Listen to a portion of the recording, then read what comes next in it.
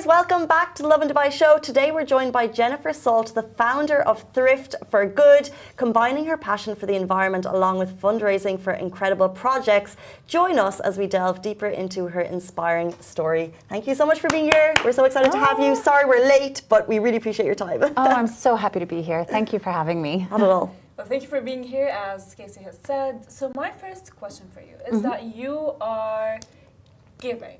You give people. So where, if you can tell us about your background and where did the idea of giving came from? Yeah, so I started when I was a child fundraising to build a daycare in the Philippines, and that just stuck with me. I was lucky to volunteer overseas, and really, I feel really lucky because it's my passion, my purpose to fundraise for kids overseas. And I've been able to make a career out of it as well. So Thrift for Good is what we're doing, and I'm lucky to not do it alone. We've got a great community of people, and it's charitable thrift stores here in the UAE. So we give back by helping the environment, circular economy for clothing, selling pre-loved clothes, and we donate 100% of our profits to help children's charity projects around the world through our partner charity, Golf for Good. So yeah. It's amazing, and I'm sure residents who've been living in the UAE for any amount of time will know the name Thrift for Good, so we're definitely going to delve deeper into what you guys do. But just to step back a little bit, you said you started as a child and then you raised money for an orphanage in the Philippines? Yeah, so yeah. How did that happen? So I was lucky to have a great group of friends in high school and a family member who was also fundraising for kids in the Philippines. I had some friends in high school who were from the Philippines, and they would tell me about their families. So we joined forces and we just started school fundraisers. This was over 20 years ago. It was a long time ago, but I'm so glad that that sparked a passion in me and just kept going for life. So yeah. Because it's amazing. We have, every now and then we'll speak to kids in the UAE doing amazing things. So Yeah.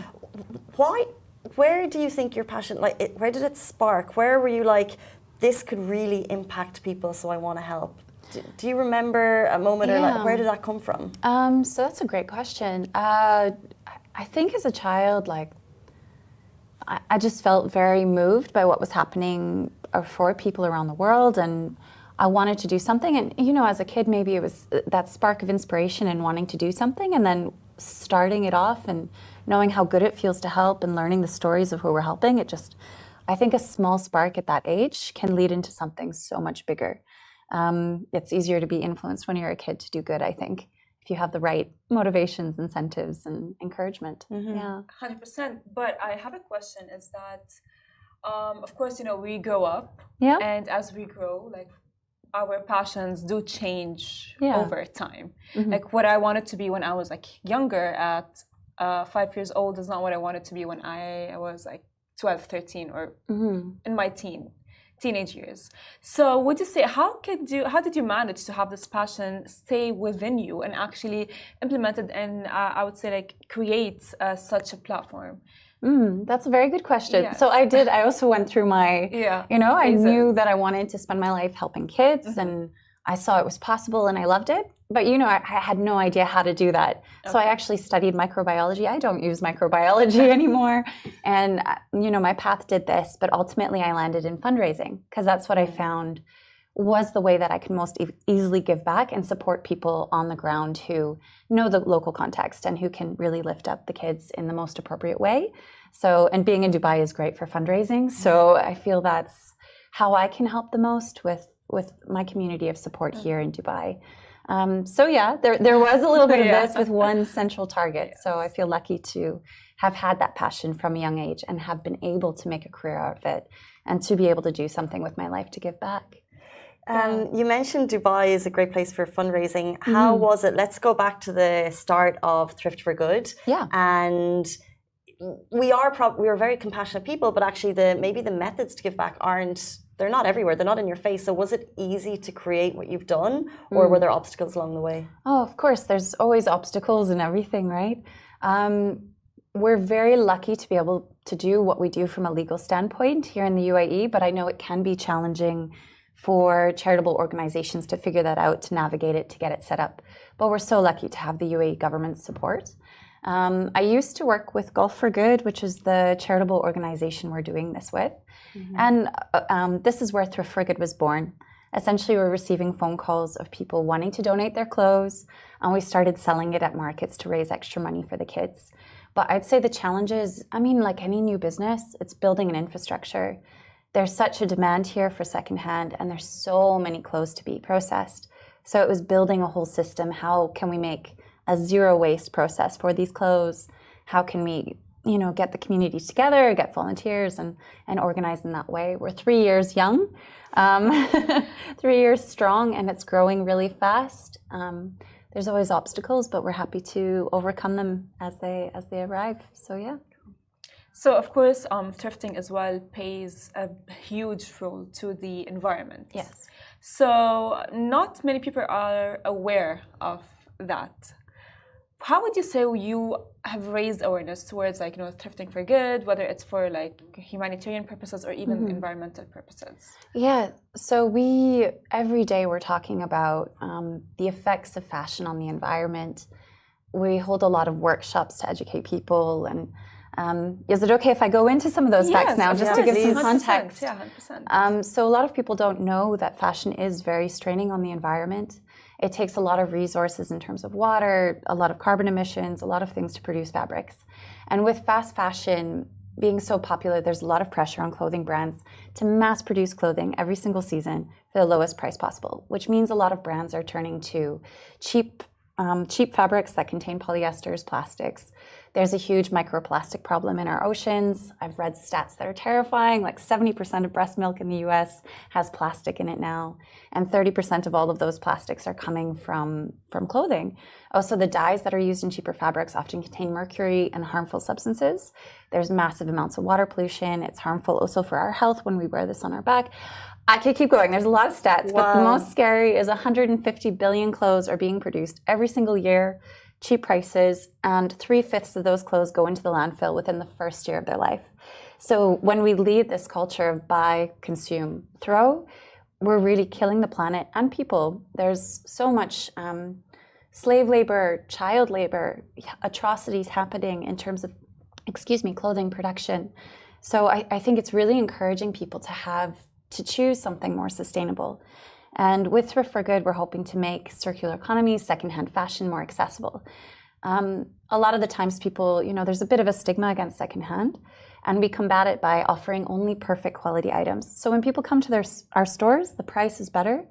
It's amazing, unique fashion. We have new selection every single day, and it's perfect quality. So it's really exciting to see people have access and naturally want to shift to thrift and something more sustainable and shop with us instead of going to fast fashion. So yeah, it's exciting. Wow, I have I don't even know where to begin, because what I think you're doing is incredible, and I just wonder, do you feel like in the last 10 years the conversation on fast fashion has changed? Do you think it's easier to educate do you think the public are we educating ourselves better, or are we just running to Forever 21 and spending our money, or are we more conscious shoppers? Is it an age thing, do you think? Yeah, so that's a very good question. I know thrifting is trending for the younger population, for the Gen Z, but they're also the most likely to shop Shein and order online. I think it is growing, and again, having access is the first key step. There are some great secondhand shops in the UAE, but it's a really tiny market compared to what it is elsewhere. And in the next 10 years, it's estimated that secondhand will be the leading source of fashion globally. I really hope so. I'm looking forward to that day. And just to answer your question, we were surprised. There is a huge demand here for secondhand, and we're able to provide it. So yeah, we're seeing that narrative change, and people are very excited and motivated. And I just hope the more we can talk about it, the more access we can provide, the bigger it becomes. Mm-hmm. So your shop, Thrift for Good, of course, it focuses on humanitarian. Yeah. It's for humanitarian, and you have done a lot of humanitarian work. Mm-hmm. So what is your idea of of course, what's happening of the humanitarian needs that are happening right now? Yeah, I mean, there's so many things. Mm-hmm. I hope it's okay if I speak about this, but we just fundraised for Gaza for relief through the Terror Home campaign with Emirates Red Crescent. Amazing. Nice. We're so incredibly proud and happy to be able to give back to situations like this. And we had to move to our next projects because we, in general, make promises to help children's charity projects around the world. And for me, I think this is a really great goal because when we help kids to get better livelihoods, better jobs, they're more likely to take care of their kids and the future generations and change communities in turn. So right now we're fundraising for kids in Uganda through the Kisoro Children's Foundation. That's nice. To build classrooms, to give solar panels so they don't have electricity cuts, to buy computers so the teachers have access to, technology to teach, a garden so the kids can have food. And our projects are always in the same line, trying to make charities more sustainable. They could take better care of themselves and to give kids a stronger start at life. So it's really exciting that we can help from that angle. That is amazing. And we'll definitely have links here for Thrift for Good in every way that if you're inspired by this and you can get in touch and you can help in any way, we would love you guys watching to do that. I just want to jump back into the process and how it works. So you said that you're able to provide, I'm not sure the phrase you use, fault-free clothes or... Yeah. So how does that work? Because I imagine here in the UAE, I imagine you get mountains of clothes. Yeah. So how do you sort through it and how does that work? And then if it's a zero waste process, what do you do with the clothes that you essentially can't sell on? Yeah, that's a great question. So we're currently processing about 25,000 pieces of clothes every single month. So yeah, it's a lot. And I know there's so much more in the UAE to process. And we are currently, as far as I know, the only zero waste solution for clothing in the UAE. So anyone can contribute their clothes, anything you wear or read in either of our stores. We've got 2 locations. You can find us on Google Maps or Thrift for Good, you'll find us. So when people bring that in, we're volunteer run. Everything we do is with volunteers and we sort it by condition. Perfect quality, easy, it goes into the store. Not perfect quality, we do our best to fix it. We have sponsors and volunteers to stain treat, to sew, to all these things. Wow. Yeah. That's amazing. It's fantastic. And I mean, sometimes it doesn't take much to save the clothes, to make them live that much longer of a life.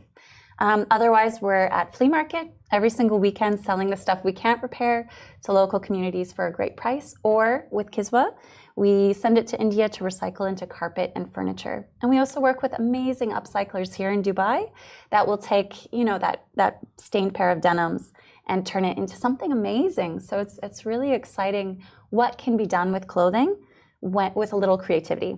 After all, nothing is waste until we waste it, right? So yeah, we keep it away from the landfill that way. Wow. Yeah, that is true.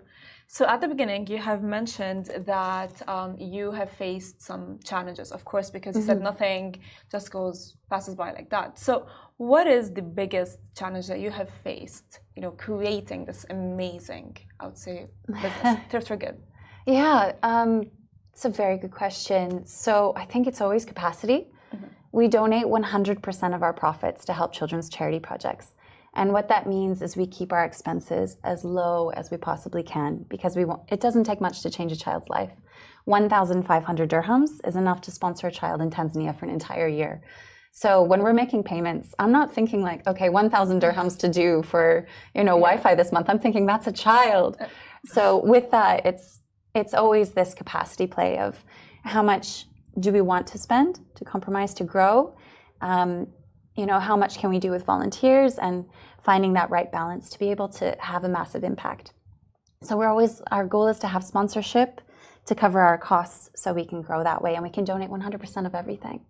And with that too, you can imagine being volunteer run is beautiful. We have 70 committed volunteers who make the magic happen, but the coordination of all of those people to make it happen.